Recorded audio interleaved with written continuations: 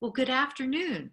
I'm Sylvia Totsky, and I am a member of Oak Hills Outreach Committee. Last year, we had a missions fair where we had representatives from all of our ministry partners come and let us know who they are and what they do and how we can help them. And so COVID's changed a bit of that this year, and we can't do that, but we've decided that we're going to be doing video updates with our partners. And today I'm talking with Joan Jones, who's the executive director of Love Inc. We've been a partner with Love Inc. for about 3 years, and we've been involved in some projects that you probably remember and maybe participated in. One of which is the Lace Up with Love project, where we brought shoes, new shoes, to the church, and these shoes were to be given out to students and in the Clackamas County area. And there's been other projects too. And Joan, can you tell us some of the projects that really resonate with churches? Yes, thank you, Sylvia, and thank you for hosting this today. I really love Oak Hills Pres. They've been a wonderful partner bringing the ministry of Christ to our community. Yes, you mentioned Lace Up with Love, which we do for the at-risk youth in Clackamas County. We partner with the homeless liaisons throughout the 10 districts of Clackamas County. And you guys jumped right on board with that, which was awesome. North Clackamas is a huge area of need. And so before COVID, we were giving about 700 pairs of shoes away a year. This year it's a little less, but the liaisons are starting to pop their head up a bit again. So you have been very engaged with that. We also, because of COVID, and this has directly been impacted by COVID, one of the greatest resources that people call us for is the non-food pantry, which is personal hygiene and cleaning supplies. There are no subsidies for those products, and so it really is difficult for families who have no extra resources to purchase those items. And so when COVID hit, we shut down for the first 2 weeks, but we thought, we have got to get back into ministry and continue to serve these families. So we began the Love Does boxes. And these would be the same products that they would have been able to come in and shop for, but because we couldn't open it up to the public, they would call and give us their needs. We also provided diapers, some reading books for young children, and some hand sanitizers on top of the personal hygiene and cleaning supplies. And caseworkers were calling for their families, and people that we'd served before were calling. And so it got pretty intense for a couple months that we did it. They would call, we'd fill the boxes, and initially we had volunteers that came and delivered those boxes to the families, because a lot of the people we serve are single mothers, and they were very afraid to take their children out during the early days when we didn't know as much about COVID as we do today. And they were pretty tied home to their homes. Recently, we've reevaluated that, and now we do curbside service. So when people call, we still will provide the box and they can come and pick it up. The other thing you've been quite involved with in the past and recently is our Christmas store. Again, we didn't know would we be able to do our Christmas store, which we've been doing for the last 3 years. This Christmas store is by invitation only for families that have been directly involved with us through classes or anything that helped them move forward into stability. We wanted to reward that and offer a little extra special stuff. Plus, my philosophy of ministry, to be honest, is that when you do for others what they potentially can do for themselves, you really are harming them. So we wanted them to know that they were providing for their own children, and that they, by investing in their own families, they were able to provide a Christmas visit. And so we were able to reorganize this year. We was obviously run very differently. It was by appointment only, and each mom could come in and shop for their children. And it was really fun. So we served 36 families this year, which was a huge feat, thinking we wouldn't be able to do any. So we've done that. And you, in the past, have also always done a drive for us for the non-food pantry. So you've been very engaged with us, and we're very, very grateful. And so I understand your mission is to mobilize churches to show God's love within the community. And it sounds like you've done a great job of mobilizing Oak Hills to be able to do that. And for that, we appreciate you. Thank you. It's a mutual affection there.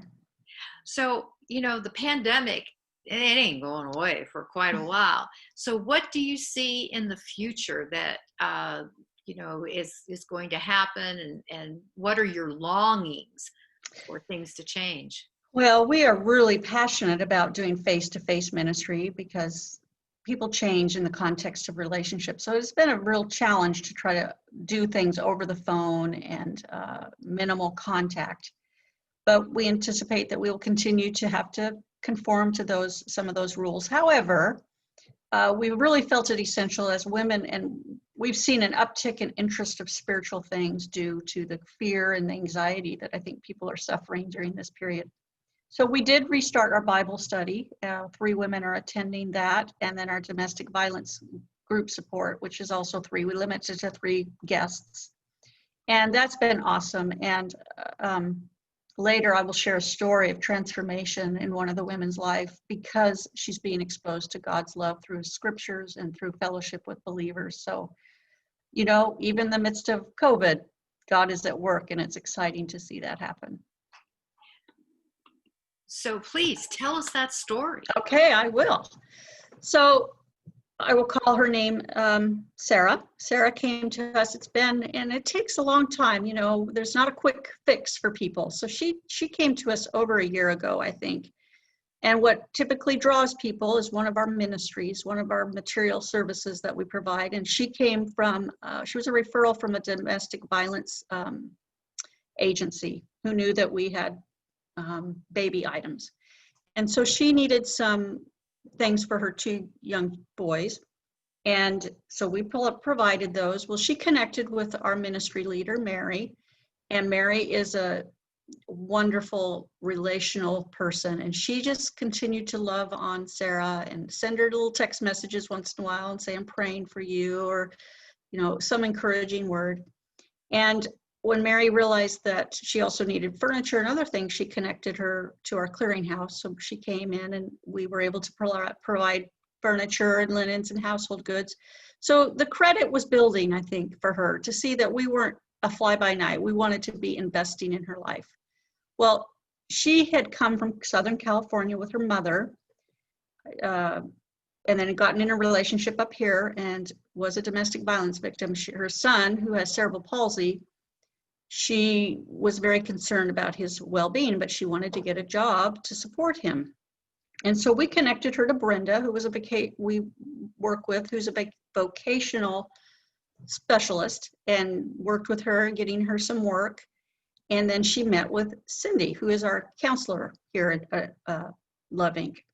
And they started to explore some spiritual things. And Savannah was very hungry. And when she saw, people ministering to her with sincerity and purity and love, it just drew her in, and she began to ask a lot of questions. And so she joined our Bible study at that time. And Terry, who does our Bible study, just was beginning to pour into Sarah. And Sarah came to know Christ, and she's now walking with Christ, and she's so excited. She's a Hispanic speaker. She's being trained now to do a Hispanic Bible study with some of the women that are coming. So, I mean, it doesn't always happen. Not everybody wants that intensive, they just will come for the baby things. But Sarah stayed, and now Sarah's transformed, which is what our mission is in life. Well, that's amazing. It's a wonderful story. And so how can we continue to be involved during this season? Thank you. Well, thankfully, Kathy, who's kind of our ministry, Kathy Searles, who's kind of our ministry coordinator with Oak Hill, she just came by today, and she said, well, contact me in January. So we're going to be, over the break, reevaluating what kind of things we'll be doing in January, and I will communicate that to Kathy. First, I'd just like you to continue to pray for us, trying to be as open as we can with people and loving on them and demonstrating Christ to them with COVID has been a real challenge. So I'd appreciate prayer about that. We will be bringing in shoes again. Sometimes we need them throughout the year. So if maybe some people in your congregation would be willing to get some shoes as they become, sometimes we don't have the right size when we get a request, and we run out of that size. So that would be helpful. Our non-food pantry, I mean, that stuff is flying off our shelves. Personal hygiene, cleaning supplies, and diapers. And we never ever want to turn anybody away. So that's just a year-round need that we have. So those are some very basic needs. Another one, if anybody would like to donate some Bibles, they don't have to be new, but a simple translation, NIV or something that's easier to understand. We like to gift people who come to our Bible study, if they don't have a Bible. So that's always helpful too. Okay.